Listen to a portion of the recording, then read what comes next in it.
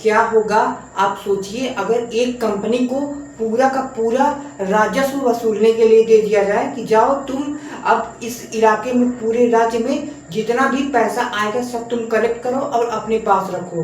तो कुछ इसी प्रकार का हुआ था बक्सर के युद्ध में।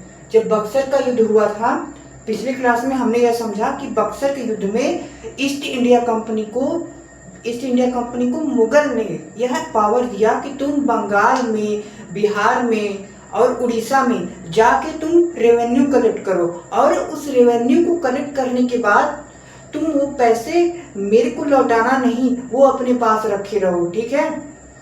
तो जो भी पैसा मिले वो सब अपने पास रखो, ऐसा मुगल बादशाह ने बोला था। मुगल बादशाह ने ईस्ट इंडिया कंपनी को यह राइट दिया, और ये जो राइट दिया गया था वो राइट दिया गया था बक्सर के युद्ध में। कल हमने बक्सर का युद्ध डिटेल में समझा था। बक्सर का युद्ध जिसमें बंगाल के शासक थे। फिर उसके बाद ध्यान रखना है आप लोगों को, जो लोग इसको नहीं पढ़े हैं, जो लोग इस क्लास को नहीं पढ़े समझे हैं, वो जाएं और बक्सर का युद्ध समझे। बक्सर का युद्ध समझने के बाद अब आना है ड्यूअल गवर्नमेंट पे। देखो, बक्सर का युद्ध जब हुआ था तो बक्सर के युद्ध में जो अंग्रेजों का गवर्नर था वो था रॉबर्ट क्लाइव। जब अंग्रेजों का गवर्नर रॉबर्ट क्लाइव था तो उसने संधि की किसके साथ? बक्सर में जो लोग लड़े थे, जो भारतीय राजा थे, उनके साथ संधि की रॉबर्ट क्लाइव ने। अब उस संधि को इलाहाबाद की संधि कहते हैं, ट्रीटी ऑफ इलाहाबाद 1765 में ट्रीटी ऑफ इलाहाबाद हुई। किनके बीच हुई? अंग्रेजों के बीच और भारतीय राज्यों के बीच हुई थी। और करवाया किसने था? रॉबर्ट क्लाइव ने करवाया था, ठीक है। और इसमें मुख्य नाम जो है वो शाह आलम द्वितीय है। ये मुगल बादशाह थे, शाह आलम द्वितीय। तो ध्यान रखना है, इनको भूलना नहीं है। शाह आलम है यार, शाह आलम द्वितीय सेकंड, ठीक है। तो इनका नाम तो भूलना ही नहीं है। अब इन्होंने तो यह राइट दिया, इन्होंने बहुत बड़ा कांड कर दिया।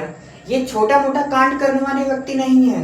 अब यहाँ से क्वेश्चंस बार बार आते हैं। देखो, शाह आलम द्वितीय ने कुछ ऐसा किया कि बहुत ही मेमोरेबल हो गया, वो बहुत ही अच्छा काम किए थे ये। अब ध्यान से सुनो कि वो कौन सा काम किए थे। शाह आलम द्वितीय ने अंग्रेजों को यह राइट दिया कि तुम जाओ और बंगाल में,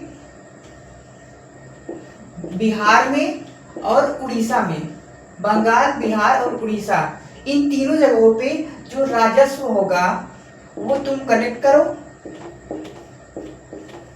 राजस्व कलेक्ट करो और उसके बाद अपने पास रख लो।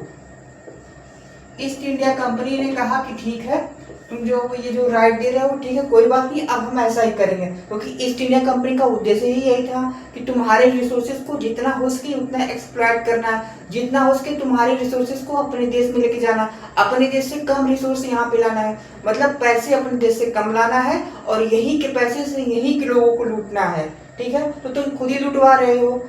ये जो बंगाल है, बिहार है, उड़ीसा है, तुम वहां पे राजस्व वसूली का अधिकार दे रहे हो, तो फिर लुटवा ही रहे हो अपना देश। और तुम्हें जो रत्ती भर का फर्क नहीं पड़ रहा है।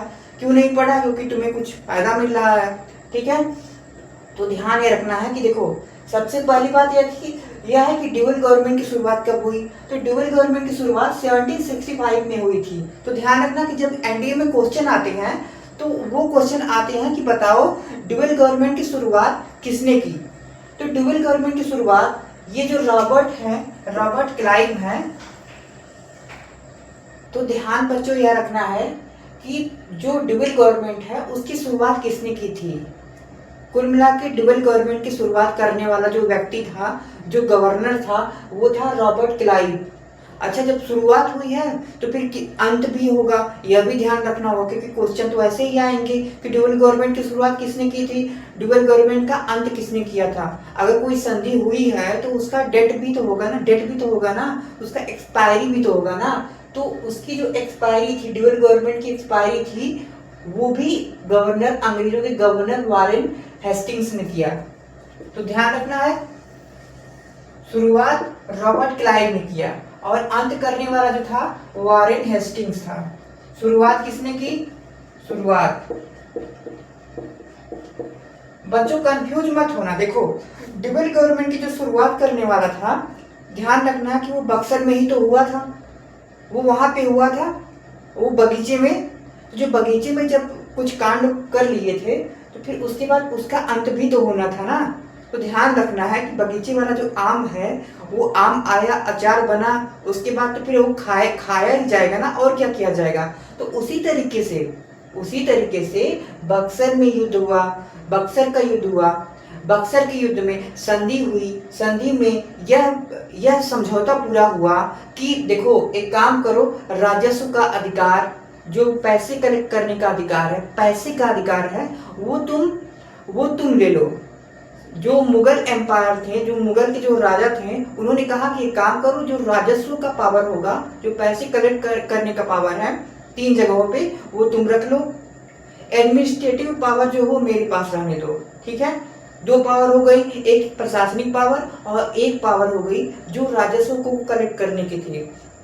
तो जो राजा साहब थे, मुगल राजा थे, उन्होंने कहा एक पावर तुम रखो, कौन सा पावर? राजस्व पावर। दूसरा प्रशासनिक पावर मैं रखूंगा। बात बन गई दोनों की। तो बात बन गई तो फिर 1765 में यह शुरुआत हो गई। 1765 में ट्रीटी ऑफ इलाहाबाद हुआ। 1765 में जब ट्रीटी ऑफ इलाहाबाद हुआ तो गवर्नर कौन थे? रॉबर्ट क्लाइव थे। अब ये शुरुआत तो रॉबर्ट क्लाइव ने की थी, लेकिन इस संधि का अंत भी कोई करने वाला है, और वो व्यक्ति था वॉरेन हेस्टिंग्स। ये गवर्नर थे अंग्रेजों के, ठीक है।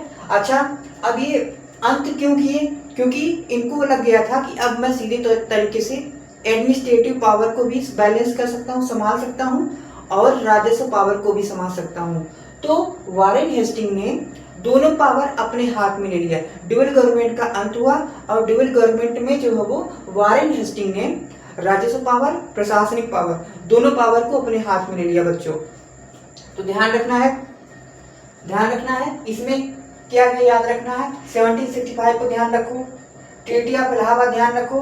1772 में ये अंत हो गया, वॉरेन हेस्टिंग ने इसको अंत करा दिया। अब शुरू करने वाला कौन था? रॉबर्ट क्लाइव था। शाह आलम ने, ये जो शाह आलम है, इन्होंने ही यह मुगल जो अंग्रेज थे, इनको यह पावर दिया कि तुम जाओ बिहार में, बंगाल में, उड़ीसा में तुम राजस्व का जो वो काम करो, राजस्व जो वसूली करो। शाह आलम है, इनको ध्यान रखो। फिर 1765 शुरुआत हुई, ट्रीटी ऑफ इलाहाबाद है, शुरुआत करने वाला रॉबर्ट क्लाइव है। 1772 में अंत हो गया था, वॉरेन हेस्टिंग्स ने इसका अंत किया था। अब वॉरेन हेस्टिंग ने जब अंत किया तो फिर कुछ और भी तो करेंगे। जब किसी चीज का अंत हुआ तो फिर कुछ क्रिएशन भी तो होगा, और वो क्रिएशन था कि जो एडमिनिस्ट्रेटिव पावर होगी और जो रेवेन्यू पावर होगी वो हम दोनों अब संभालेंगे। अब तुम्हें जो संभालने की जरूरत नहीं है, किसी और को भी संभालने की जरूरत नहीं है, अब मैं खुद ही संभालूंगा।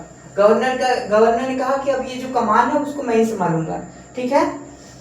तो अब तक हमने ये समझ लिया कि जो बंगाल था, बंगाल विजय में हमने 3 चीजें पढ़ ली, प्लासी, उसके बाद बक्सर, अब ड्यूअल सिस्टम पढ़ लिया। अब हम अगले चैप्टर की तरफ बढ़ेंगे, ठीक है बच्चों। तो ये सब आप रिवीजन करते रहिए, फटाफट रिवीजन करते रहिए। सबसे जरूरी है कि प्लेस को याद रखिए, टाइम को याद रखिए, और प्लेयर को याद रखिए। फिर उसके बाद ट्रीटी को याद रखिए, सबसे जरूरी है। प्लेयर्स कौन है, प्लेस कौन सा है, ट्रीटी कब हुई थी, और प्लेयर कौन थे, ठीक है। इन सब चीजों को अगर तुम ध्यान में रखोगे तो फिर तुम कभी भी नहीं जो वो लॉस करोगे, अपने एग्जाम में बहुत अच्छा करोगे, एग्जाम में जो है वो फेल नहीं होगे।